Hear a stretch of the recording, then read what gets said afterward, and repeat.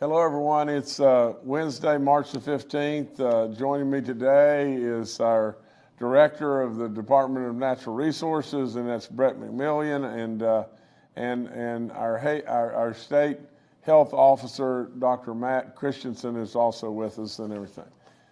I'm going to just kind of move through these things where these folks can talk to you and everything. We got some really good stuff with them, but first thing is we have wrapped up the legislative session and everything. I think it was historic in lots and lots of ways. Without any question, the centerpiece of the session had to be the largest tax cut in history.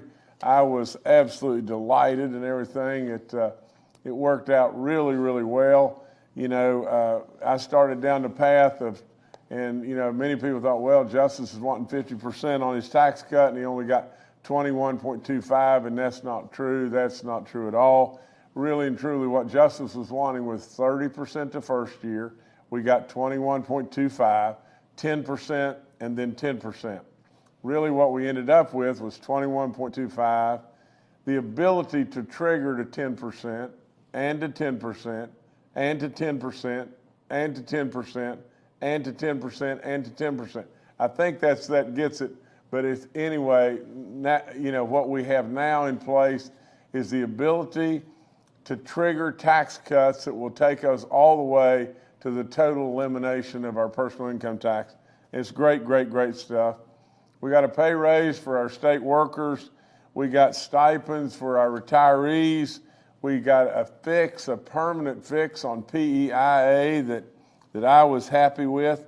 You know, we got our budget all through, and there's lots and lots and lots more and everything. And I can remember like it was yesterday, the first year where we worked on a budget for, good gracious sakes of living, for in a special session, you know, beyond the regular session for 20-some days. I think it was like 27 days.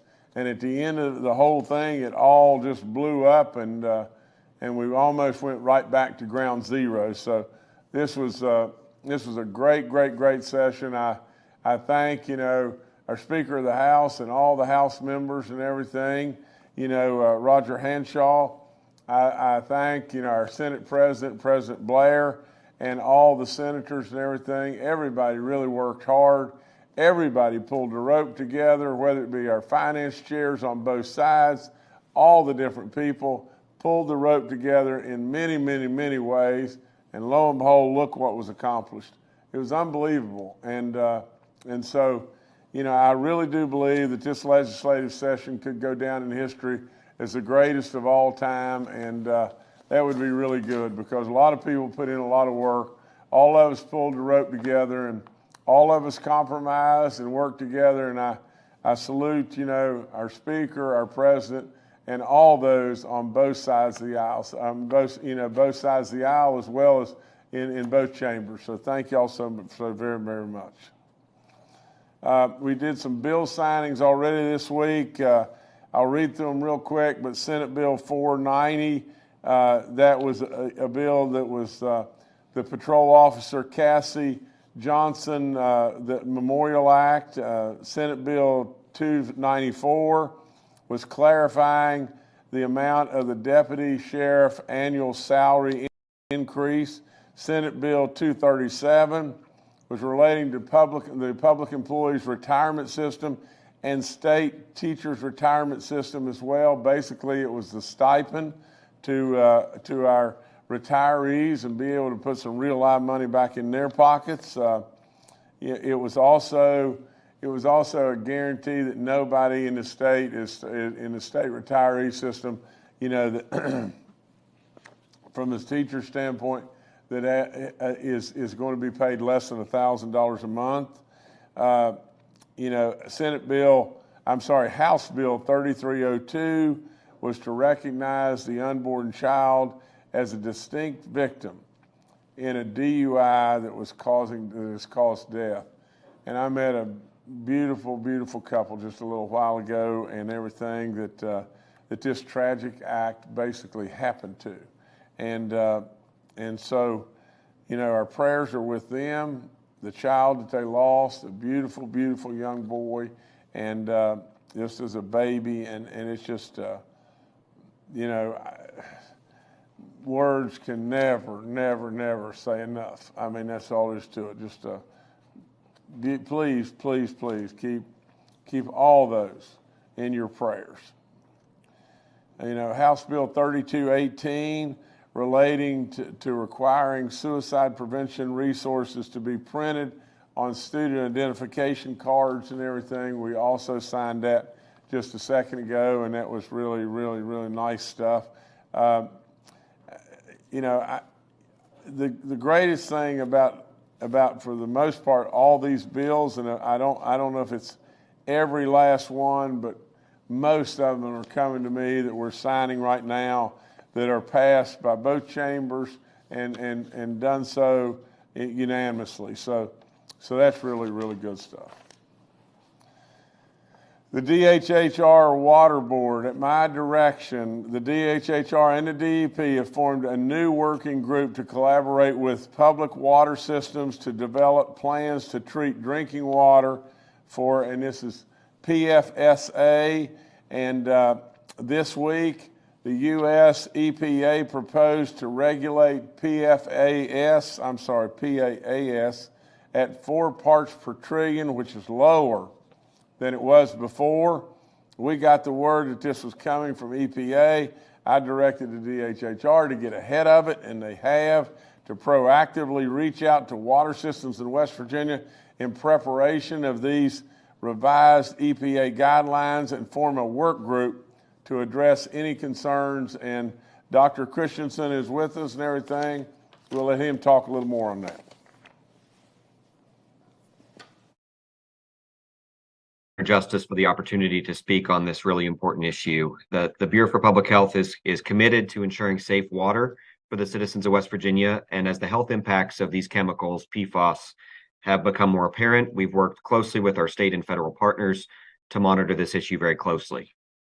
As you had mentioned, yesterday, the Environmental Protection Agency announced a proposal to regulate drinking water for PFOA, perfluorooctanoic acid, and PFOS, perfluorooctane sulfonate, which are part of a larger group of lab-made compounds called PFAS. And PFAS are chemicals that are present throughout our society in thousands of products from the industrial, food, and textile industries. And they're an ingredient in many different things like firefighting foams, food packaging, cleaning products, and other household items.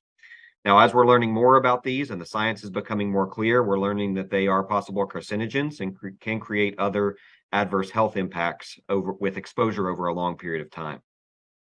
Because of these health impacts, the EPA has proposed treating drinking water for PFOA and PFOS at the maximum contaminant level at 4 parts per trillion, and has recommended some calculations for 4 other PFAS chemicals in drinking water. To your direction, Governor Justice, the DHHR, and DEP have proactively reached out to water systems in West Virginia in preparation of these revised EPA guidelines, and have formed a working group to ensure that we're providing support to these water systems and provide a venue for communication about best practices in mitigation of these contaminants. Additionally, at the direction of DHHR, the USGS has surveyed the raw water for over 279 water systems throughout West Virginia. 37 of those were identified as having levels of PFOA or PFOS in the raw water source, and results are pending currently on drinking water and will be shared as soon as they're finalized by the U.S. Geological Survey. The EPA has also recently announced that West Virginia will be in receipt of more than $18 million in federal funding over 2 years to address these contaminants in drinking water. And this money can really be used for a wide variety of activities like research and testing, treatment, source water control, restructuring or consolidation, technical assistance, among many others. We believe that these proposed maximum contaminant levels for PFAS are achievable for the majority of our water systems here in West Virginia. and some public water systems will need to install some level of additional treatment or mitigation for these chemicals, but we will continue to reach out to them, be in communication with those systems, and support them in their efforts to protect public health in West Virginia and ensure healthy water supply throughout the state. So thank you, Governor, for your leadership on this issue, and we look forward to continuing to work with local water systems in addressing these issues. Thank you. No, Doc, thank you so much. You know, it's just testimony again to good work. I mean, good people doing good work. So thank you again. You know, hub zones that were approved, the U.S., and we sent these up and we got them all. But the U.S. Small Business Administration formally approved my request for Boone, Clay, Hampshire, Monroe, and Preston counties to be added to the governor-designed hub zones. So that'll help a whole lot, you know, in historical, you know, business areas that will just bring more and more opportunity to these counties and everything. We are one of the first of 10 states that have expanded this program, and that's good stuff. And so for Boone, Clay, Hampshire, Monroe, and Preston counties, more good stuff is coming to your county and everything, and more opportunity to see how you take advantage of this.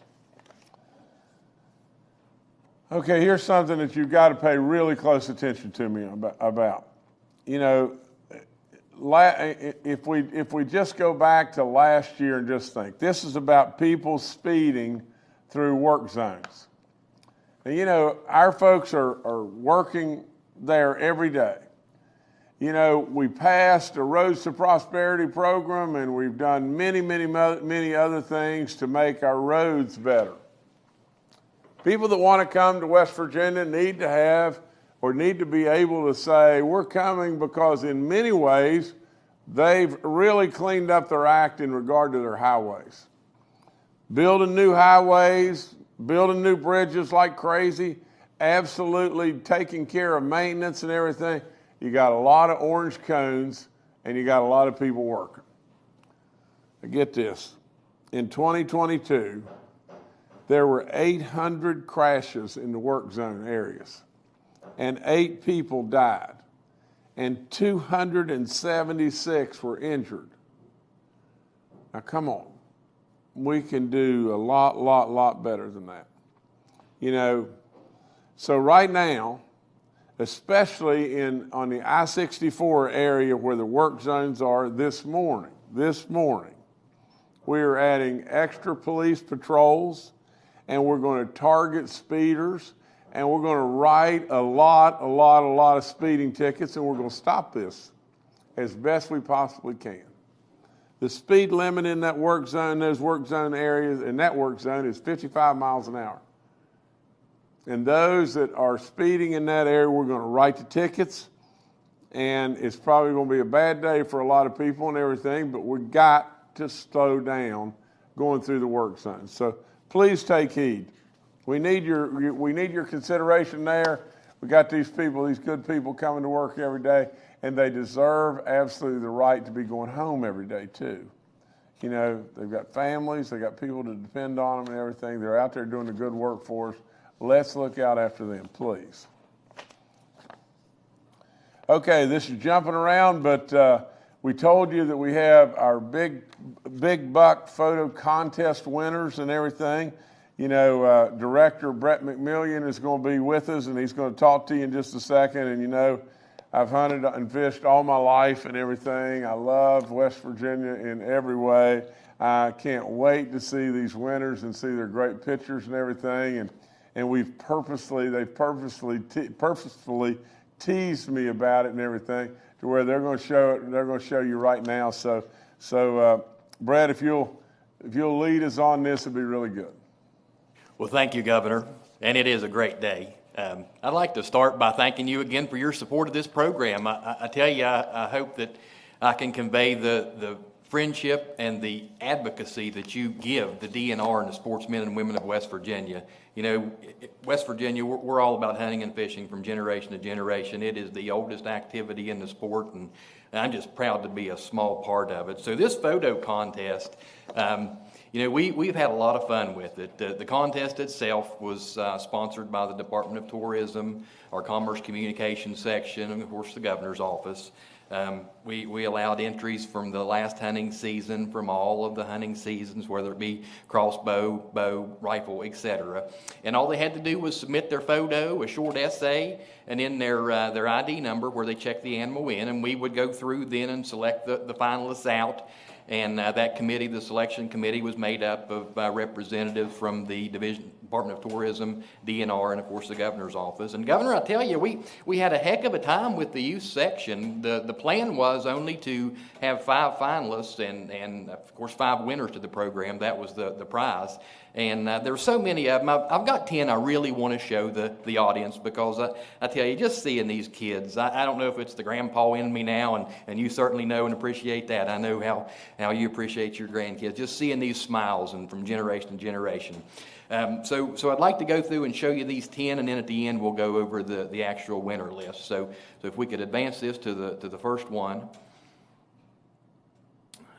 Okay, Hadley Allen. My gosh, look at that buck, Governor, and the smile on her face. That has to be, if that's her first buck, that's amazing. What Sure a is. dandy. To say the least. I mean, that's a giant buck. Hadley, way to go. Awesome. Olivia Barker out of Thornton. Governor, look at the smile on her face. Yeah, I boy. can actually feel the energy from that picture. Yeah. Isn't that amazing? It's really good, really Yeah. good. Next up, we have Kyla Bibby from Denison, Ohio. And that's a dandy buck. Yeah, it really is. That's I great. love seeing these kids. I think that's the future of our sport. We've got to continue to focus hard on these kids. They're our future. Next. Courtney Burgess out of Walton, West Virginia. And that's a great buck. Absolutely. Way to go, Courtney. Good stuff. Blake Burner. I can see the smile on his face. And what a beautiful day. Look at that background. Mineral Wells. Look out at him, how he's sticking his chest out. Blake, way to go, buddy. Awesome, that's right. Next up, we have Eli Currents out of Elkins. That's a big smile, but he looks a little cool. Maybe that hood up. It might be a cold morning there. I'll tell you, I've experienced a lot of cold mornings in Elkins grouse hunting, so Eli, way to go. Great. Donovan Cameron out of Cyclone, West Virginia. Look at the mass on that thing. That guy has to be proud. That I would call that a buck of a lifetime for me. Yeah, me and you both. But Donovan, you know, my mom grew up right up on top of Huff Mountain from Cyclone and everything. I've spent an awful lot of time there. Way to go, buddy. Next up, we have Landon Hartshorn out of Shock, West Virginia. And boy, that smile is amazing. What a beautiful buck. Really good, really good. Way to go, Landon. Dylan Jones out of Charleston. Oh, he's got a grin on his face and that toboggan on his head too. Good job, Dylan. Dylan, where'd you get that hat, buddy? I mean, I'm telling you, you look good. You look really good. Bella Kesterson out of Franklin, West Virginia. Great job, Bella. Yeah. Bella, I've spent a lot of time up there on the south branch of the Potomac and everything. God's country in many ways up there. Oh, you are right. Yes, sir. Paige King out of Lancaster, Maryland. Awesome. Big smile. Hope you continue this sport. No, that's really great. Way to go, Paige. Way to go. Jonah Markham out of Chapmanville. There's a great smile and a dandy first buck. Unbelievable. Unbelievable. Way to go, John. Riley Martin out of Sutton, West Virginia. Oh, look at that smile and those glasses popping out. How cute. My gosh, look at that buck. Riley. Yeah, Unbelievable. that's a dandy. Wow. Carter McLeod out of Ravenswood, West Virginia. Yeah, God, boy. Ned. I'm jealous of all these things, Governor. These kids have awesome. Carter, that buck looks like baby dog and I mean, that is a one big, heavy deer. Oh, that's awesome. Cole Owens out of Waverly, West Virginia. And look at the tine length on those things. Good job, Cole. Yeah, way to go, Cole. Good job. Good job. Braden Reese out of Scott Depot, West Virginia. Look at that spread on that thing. Good job, Braden. Yeah, way to go, Braden. Good job. Braden Sego out of Sisterville, West Virginia. There you go, Braden. Way to go. I think That's he a had good job. Way to go, son. Good job. Samuel Shomo, Junior, West Virginia. Oh, there's a great smile. Yeah, Samuel, that's great, buddy. Keep it up. Keep up the good work. Carter Stover out of Summersville. Carter, I like you guys all wearing your blaze orange. You look good. That's great. They do, and check out those antlers, how they Oh, my almost came gosh. back around. Slade Terrell out of Bob White, West Virginia. Wow. Slade, now give me a break. I mean, I have absolutely bow hunted forever and a day. That is unbelievable. What a deer. Way to go, Slade. Way to go. Yeah, so that's great, Governor. You can see now why we had such a hard time narrowing this down to 5, but we'll go ahead and proceed with those. We're not going to narrow it down to 5. Let's do this, Brett. You know, I know I'm putting a little pressure on you here and everything, but let's forget the 5. Let's absolutely just give the lifetime hunting and fishing license to all of them and let them all be the winners, because how do you narrow it down to 5? I mean, those are all great. Great beyond belief. Let's just do it. Great. Thank you, Governor. That is absolutely awesome, and that will create more generations to come. These kids are going to enjoy it for years and years to come, and hopefully they can teach their kids and bring them into the sport that you and I love so much. That's awesome. Everybody should win. That's great. Great. Way to go, everybody. I mean, these selections were unbelievable, and I'm sure they're hard to make, but I don't want to distinguish between any of them. They're really good. Really, really good. They're all superstars, and those that participated and just won the license, my office will reach out and contact you soon. So now the governor's giving us some more work to do. That's awesome. Thank you again. So Governor, next up we'll get into our adult division, and we have 5 finalists, and each of those finalists can choose between the lifetime license or a 2-night stay at one of our state forests, depending on which option they so choose. So we'll roll forward with the adult division, and our first is Stephen Booth. And that picture is just absolutely beautiful. Look at the West Virginia hollow in the background, and that big old buck, and that is West Virginia right there. Yeah, sun coming up and everything. It's really pretty. Really, really pretty. Good job, Or Steve. going down. I don't know which one. could be either way. You are right. Yes, sir. Good job, Stephen. Next up, Vanessa Dillon. Great buck. Yeah, Vanessa, that's really, that's a terrific buck. Way to go. Next winner is Kevin Corzin out of Romney, West Virginia. Sheesh. Gosh, and look at the big mountains. I'm telling you, that's beautiful country, as you referenced earlier. Yeah, y'all are big time in my crew. Way to go, Kevin. That's awesome. Madeline Nelson, Marlinton, West Virginia. That is an absolute great photo, and look at those antlers. What a buck. That is really that's especially in Marlinton and that area and everything, you know, where you don't have all the farmland and everything. It's really terrific buck. Terrific. Jordan Peterson out of Youngstown, Ohio. There's a bow kill and a dandy laying on the ground. Sheesh. Yeah, I don't know how you get it out of the woods, but I'm proud of you, Jordan. That's right. Okay, great. So those are the 5 winners that we have in the adult division, and you folks also, my office will be in contact so you can select your prize, whether it be that lifetime license or that 2-night stay at one of our great state forests. So Governor, I thank you again for your support. What you did by adding those extra 5 lifetime licenses is huge.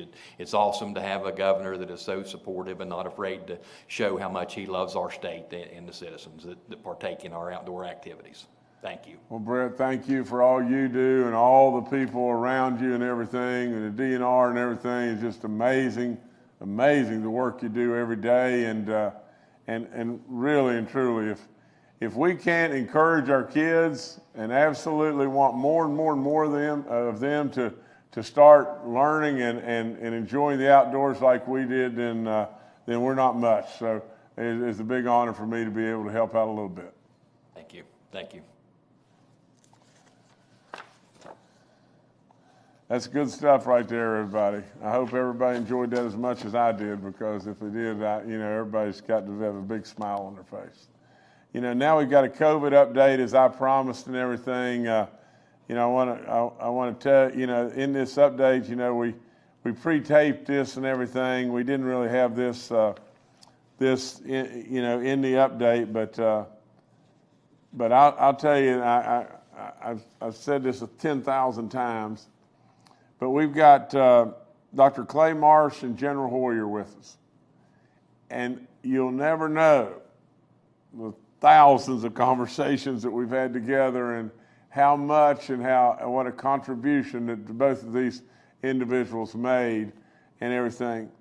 Another point is today, and maybe you know, I'm sure they're getting updates right now or have already gotten them this morning and everything, but today we crossed 8,000 people in West Virginia that have lost their life from COVID.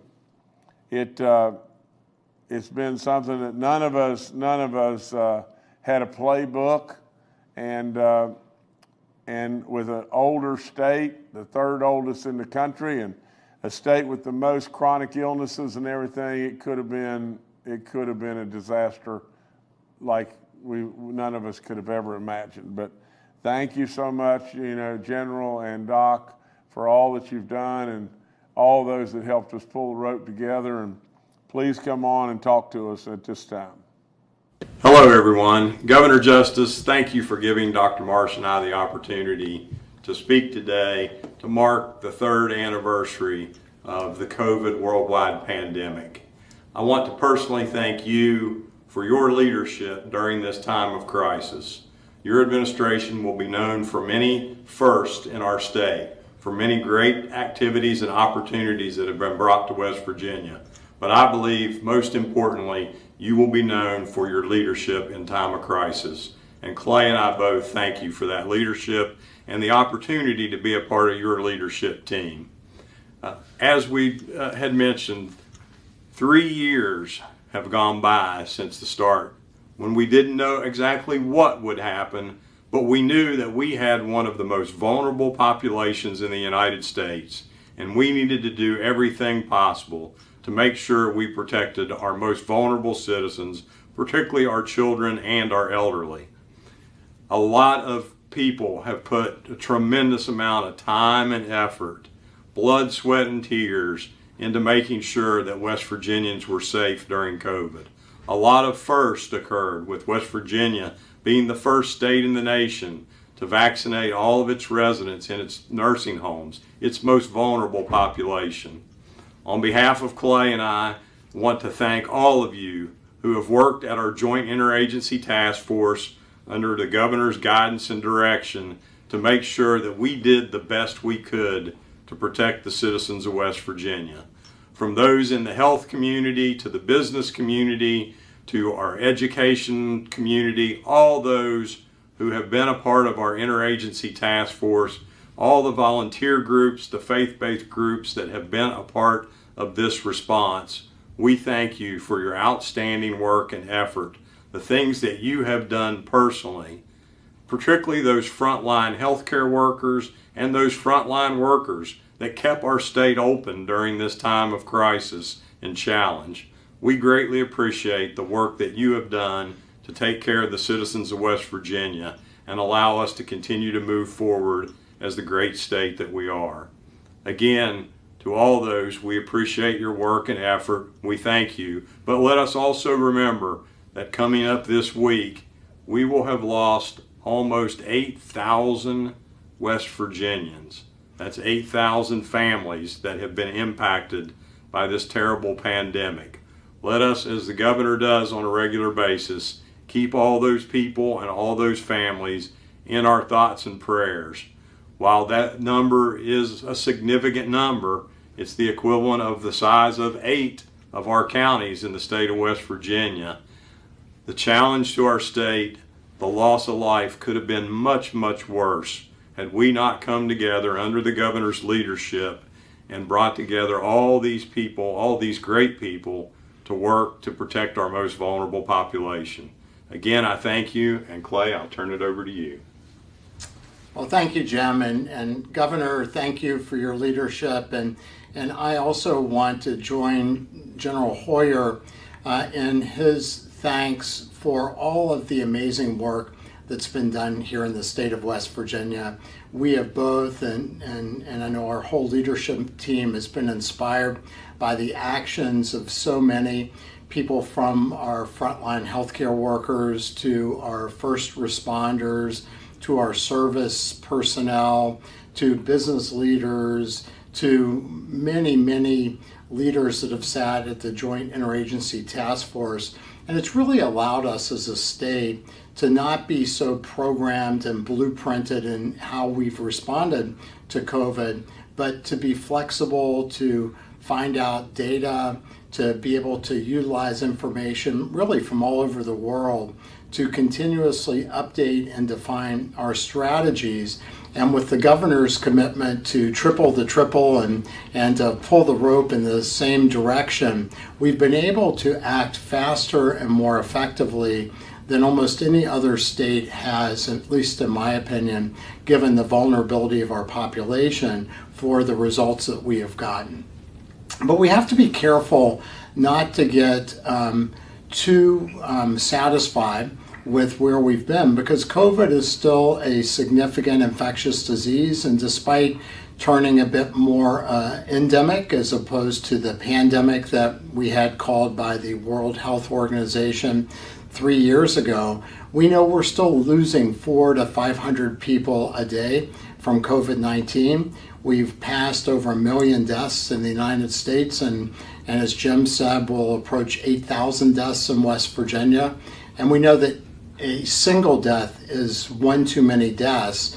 But as we go forward, we don't want to become complacent, and we still want our vulnerable population. And remember today that about 90% of people who die of COVID-19 are over 65 years old, and over 70% of people that die of COVID-19 are over 75 years old, that we still want our most vulnerable population and our immunocompromised population to pay particular attention and care to make sure that you stay up to date with your vaccination, that if you develop symptoms, you're around somebody who is infected, that you get tested so that you can call your care provider if you're positive and get Paxlovid, which reduces your risk further of being hospitalized or getting really ill, or consider metformin, which is a new drug that reduces the risk of long COVID symptoms by up to 46%.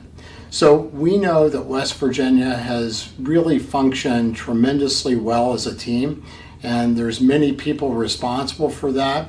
But we also know that this same spirit that has helped lift us during COVID is really an important opportunity for us to then focus on other healthcare needs of our state, including the general health of our population and including the reduction in deaths from preventable illnesses and preventable causes, which we are also very excited to work hand in glove with the governor and with the legislature and with our friends and partners at the Department of Health and Human Resources to try to help West Virginia become the healthiest state.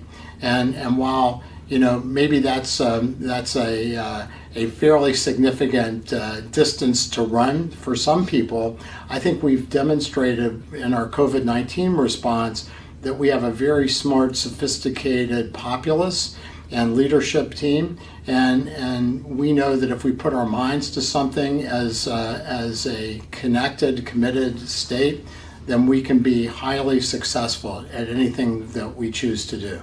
And through COVID, we've also learned a lot. We've been able to identify new vaccines, the messenger RNA vaccines, that can be very quickly adapted to the changing face of COVID-19, as we saw many variants pop up during the last 3 years, but can also be personalized to cancers, to autoimmune diseases, and to other approaches that may well turn out to change the trajectory of illness for many, many citizens, not just of West Virginia, but beyond. And we've also learned how we can work together, how we can work flexibly, and how we can work as an expert team to take really vexing, daunting problems that don't have a blueprinted answer and come up with strategies that really work and strategies that can really help the state, not just today, but into the future. So I also am so proud of the work that's been done, but I think that Jim and I both agree, and I would guess the governor agrees too, that there is still much work to be done, much opportunity in front of us. But with the team that we have and with the spirit that is the state of West Virginia, and with the commitment of Mountaineers to go first and to go in areas that other people perhaps can't go because they aren't as flexible, they aren't as capable of adapting to changing landscapes, that I think we have an opportunity to really help West Virginia sustainably for not just today, but for the future. So thank you so much for allowing me and us to be part of this great leadership team. And Governor, I'll turn it back to you. No, Doc, and in general, thank you all so much. Thank you for your kind words and everything. And I want everyone to know that we've been really, really blessed. There's two true West Virginia heroes, and I'll never be able to thank them enough. You know, we've spent a lot of time together, a lot of hours and everything, and you know, they've just been terrific, as has been many people. And you know, like I said, if we just crossed 8,000, then that's 8,000 too many. Nobody wanted it to be one. That's all there is to it. And but with all that being said, it's been an all hands on deck battle, and really and truly, I'm proud to have been with them. You know, because it's been a lot of dark nights and everything, but at the same time, you know, I think we've done really well in the state to be where we are. I wish it could have been zero, but I think it could have been much worse. But so thank you guys, and so many. You know, you know, whether it be Dr. Amjad or Secretary Kraus, there were so many people, you know, in the health community and everything that stepped up. Gosh, it could go on and on and on, but you know, lots of good folks, Well, let me switch channels again, you know, to a lot lighter note, but it's still a serious note and everything. We got 4 teams in West Virginia that are now moving on to national competition and everything. We've got our men's basketball team at WVU, our women's basketball team at WVU. We've got Glenville State University's women's basketball team and West Liberty University's men's basketball team. And we congratulate all these schools and everything, and we wish them the very best. We're going to watch their progress as they go through this tournament.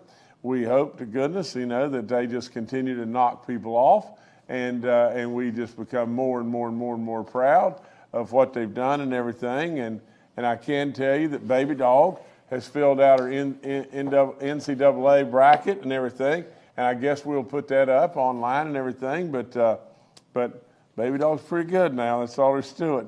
You know, so you better watch and maybe take a little bit of heed there, you know. But again, we congratulate everybody. It's a terrific time of year. We congratulate all the coaches and everything, and wish them the very best along with their players. And so make us proud. You already have in every way, and we could not be more proud than the fact that we've got 4 teams moving on. It's really good stuff.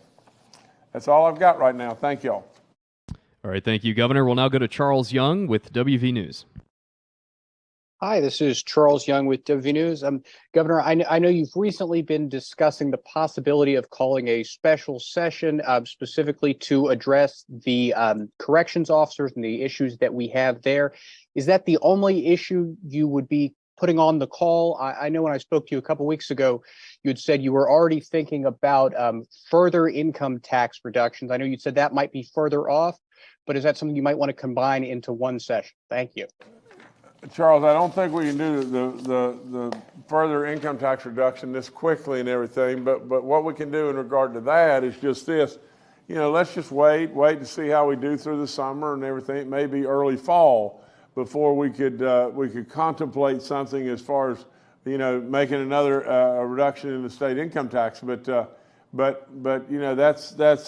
that's there, and if we move that way, and we've got triggers in place that'll trigger and move us right along in regard to that as well. But in addition to the triggers, if we just see that we're just continuing to knock it out of the park in every way, and we can do something that would further reduce the income tax to our citizens and everything, and put more money back in the pockets of hardworking West Virginians, and drive the possibility of more and more and more growth. The more we do, the more people will come, that's for sure, but we want to be prudent in what we do and everything. But I think from the standpoint, of Senator President Blair and Speaker Hanshaw, I think they're all in, we're all watching, and we'll try to move that along and move it along in a smart way, when the opportunity presents itself. But, in regard to corrections, Charles, that's a different animal completely. I've sent this thing up 2 times now. I sent it up as an agency bill. I sent it up as my bill. We all know that there's areas of this state where the cost of living is through the roof and everything, and we're struggling like crazy being able to hire correctional officers and fill those vacancies, and we have to figure this out. That's all there is to it, because I know that, if you're a correctional officer and you're working in Boone County or wherever it may be, the cost of living may be significantly less, but you feel like, well, maybe, if we're going to pay a correctional officer, in a different place, a higher pay than if I'm in Boone County, I deserve a higher pay. And, and there's all kinds of posturing and volleying back and forth in regard to that, but we got to figure this out. I mean, for crying out loud, we've got to staff our jails, and if we can't hire the people, you're not going to staff the jails. I've tried 2 times. We've got to figure it out, and so I'll be doing some more work with the leadership and everything. We need to get the budget officially signed. We need, all this stuff needs to be cleaned up and done, and that work behind us. But Charles, as soon as I can get some level of green light that there'll be a level of success and everything, I'll call us back in, and I'm not going to quit trying, but because it's too serious an issue to just keep, just thinking that we can kick the can down the road and it'll be okay. It won't be okay, So we need to get this through the legislature. I understand the pitfalls and all that, but we got to get it through. That's all there is to it. All right, thanks, Charles. Next to Chase Campbell with WTAP. Yeah, hi. I have a question both for the governor and for the DNR director. So early in the legislative session, there were 2 bills signed that expanded the discretion of DNR to lease and sell state lands. One of those, Senate Bill 162, is related to selling or leasing pore spaces for carbon sequestration. I was wondering if at this stage you guys would be able to comment on any particular lands that are currently being considered or discussed for lease for carbon sequestration. Thank you. I'm sorry. And was this? It wasn't Curtis. Who? I'm sorry. It was Chase. I'm sorry, Chase. I don't dodge any question, but really and truly, Brett McMillian had to leave, and he's got to be the guy to answer this and everything. I can get you an answer, and I'll get back to you and everything, but I'm not the guy to answer that and everything. I'm sorry, I just don't have the information to be able to adequately answer it. All right, thanks, Chase. Next is Stephen Adams with Ogden Newspapers. Yeah, Steve Adams of Ogden Newspapers here. The Wall Street Journal reported yesterday that Bluestone, your family's coal businesses, are retaining a company to look at strategic options for Bluestone, including the possibility selling off Bluestone's assets. I didn't know if you had anything further to say about that, and whether you're trying to clear the deck perhaps for a possible Senate run. I just wanted to see if you wanted to comment on that. Thanks. Well, Stephen, the thing that blows me away about stuff like that is they tie it to a Senate run. It's like the passage of the tax bill to tie it to a Senate run. I mean, give me a blooming break. I mean, really and truly, at the end of the day, we've accomplished and we've done lots and lots and lots of stuff. The tax bill had nothing to do with the Senate run. It had everything to do with putting money right back in the pockets of our people. And in regard to the possibilities of selling Bluestone or assets of Bluestone, here's what we've done, and we've done this as a company forever. And that company, by we, I mean my children, and what they're doing. And what they've done is really and truly, they're just taking a play out of my playbook. But absolutely, Bluestone is a great big footprint, and it goes I think into Kentucky and Virginia and maybe even Tennessee, and it's a big footprint. What I think that they're doing is they're carving out some specific assets and everything, and trying to get those specific assets running in a real prudent way, to be able to market those at a time when the market is really good. And if they can pull that off and everything, that lowers their debt load, if not eliminates their debt load. And that just makes things better in their lives and everything. But that's what we've done. My dad did in his generation and everything. I've done, and now Jay and Jill are doing. I mean, that's just what business people do. Has nothing, my God, living. How in the world we could come up to tie that to a Senate run is ridiculous. That's all there is to it. All right, thanks, Stephen. Next to Brad McElhenney with West Virginia Metro News. Hi, Governor. Following up on that, my understanding is that the exploration of the sale of the company has actually been in the works for a couple of years, following the talks between your family's company, Bluestone, and Credit Suisse after the Greensill problems. Is this just the latest action, reaching out to a company to explore the sale, part of a long-term view of Bluestone and your family's ownership of it, or was there more of a recent decision to take this step? Thanks. No, this has been a long-term deal. I think there was an agreement that was put in place. I don't know exactly. It could have been, 6 to 9 months ago, to where it was put in place that what Bluestone was going to do, and like I said, Jay runs this every single day, and what was going to be done at that point in time was, and I've never seen the agreement, but what was going to be done, was as things progress forward and everything, that they were going to contact, a marketing agent and everything, and I think they've done that, and that agent was going to try to put together specific assets of Bluestone. Not the entire company, just specific assets of Bluestone, and offer them up for sale. But it's still in its infancy stages and everything.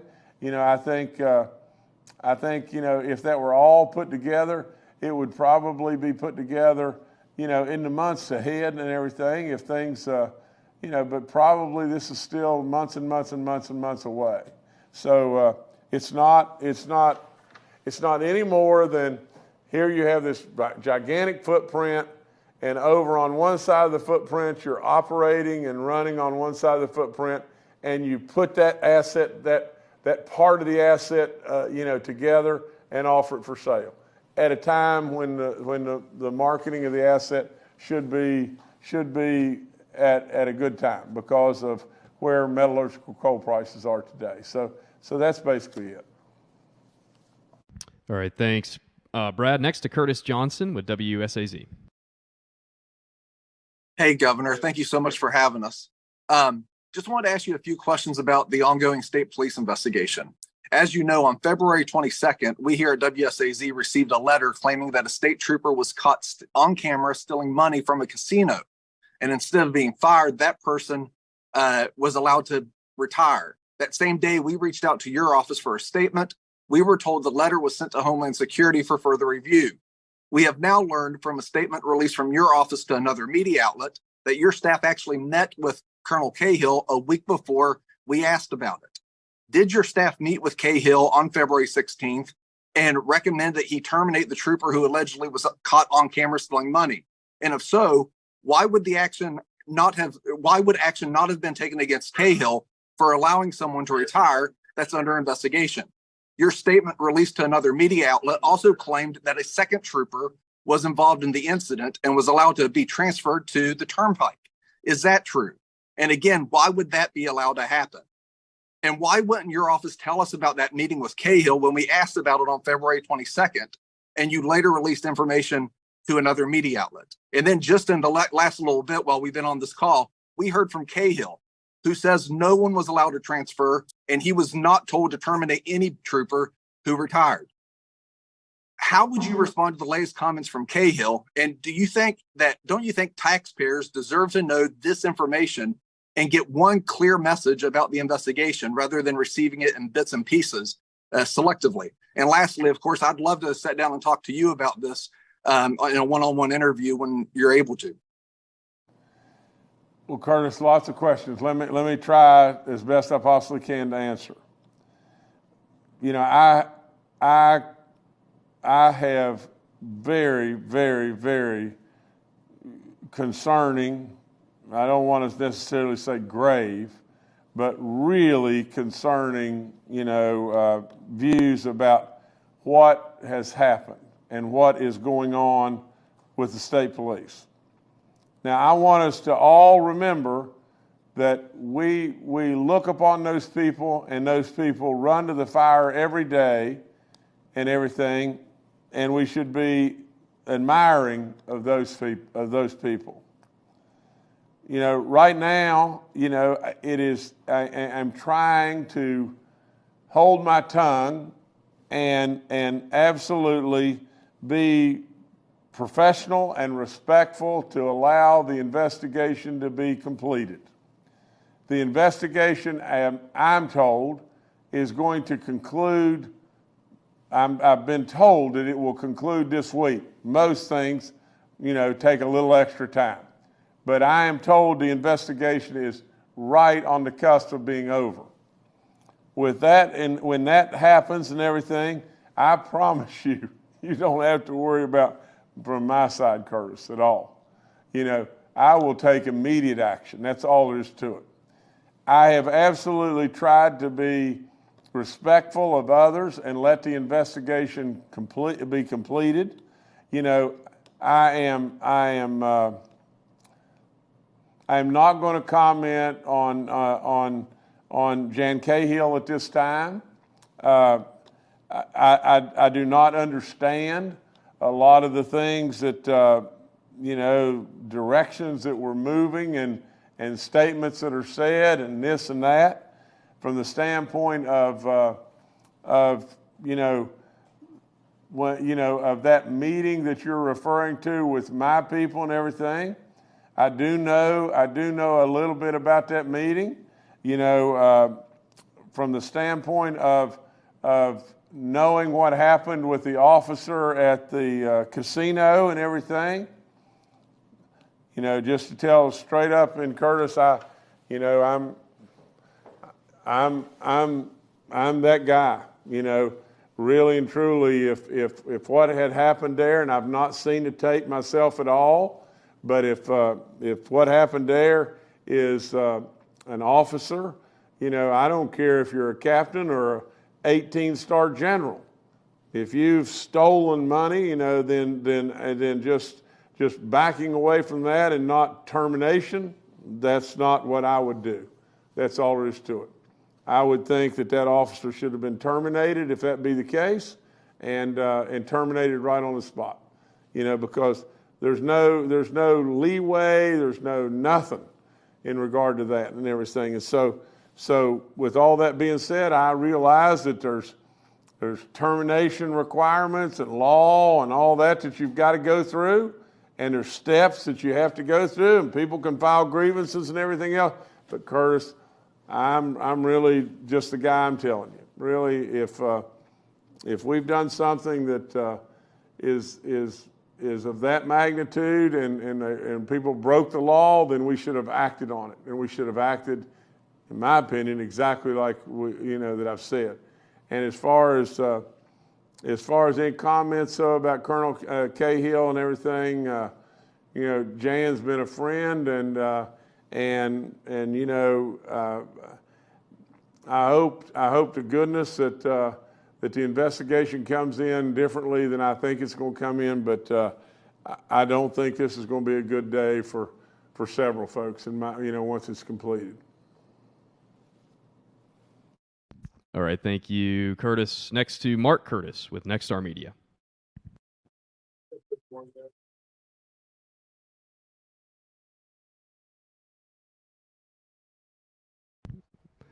That guys, I'm all thumbs today. Governor, I want to circle back to the corrections issue right now.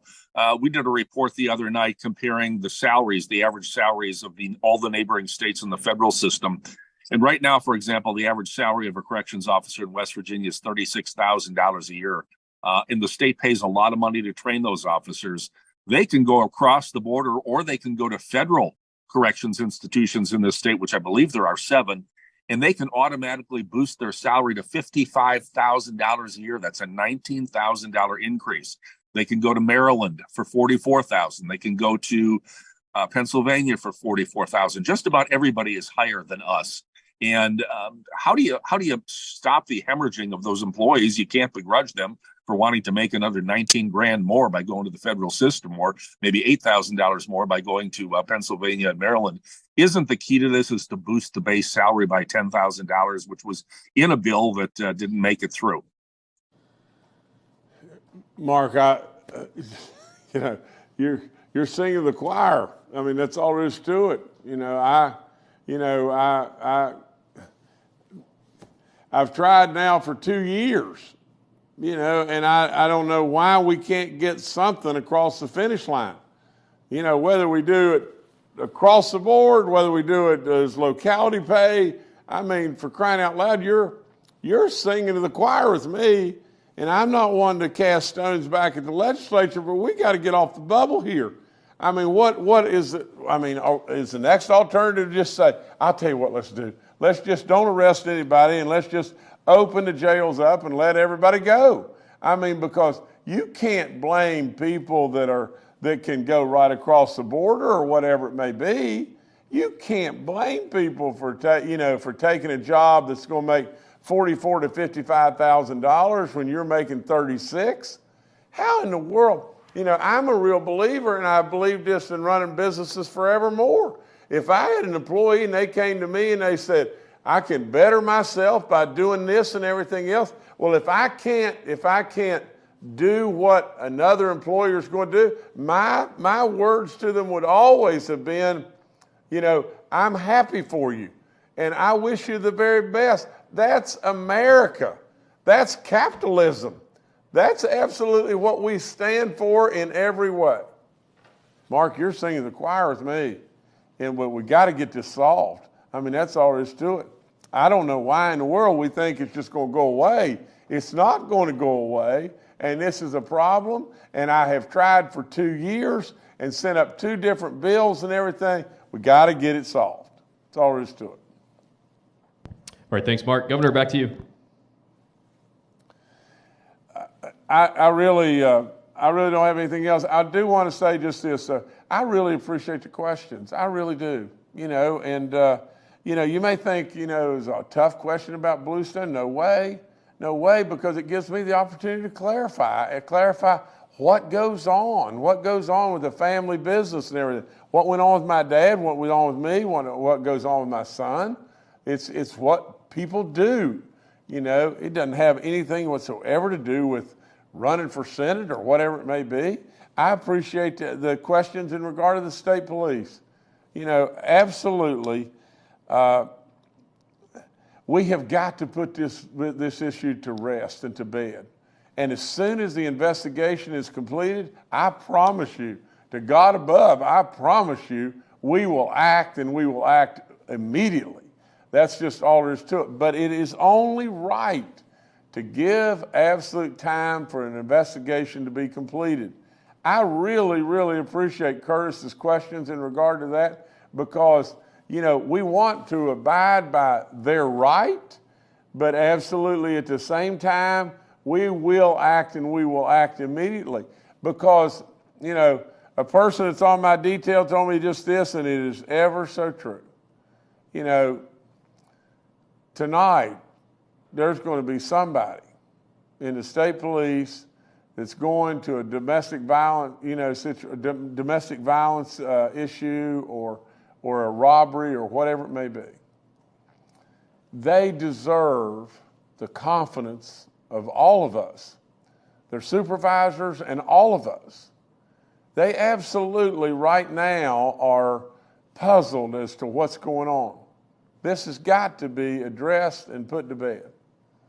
You know, it may not be perfect, but I promise you I will address it and put it to bed immediately after we receive the investigation. And from the standpoint of, you know, all the rest of the questions, I just believe that, you know, if it's corrections, crying out loud, to me, this is so easy, it's unbelievable. We got to fix it. So I really appreciate the questions, and I thank y'all, and thank you for your patience and everything, and thank you for the good work all of you do all the time. Thank y'all.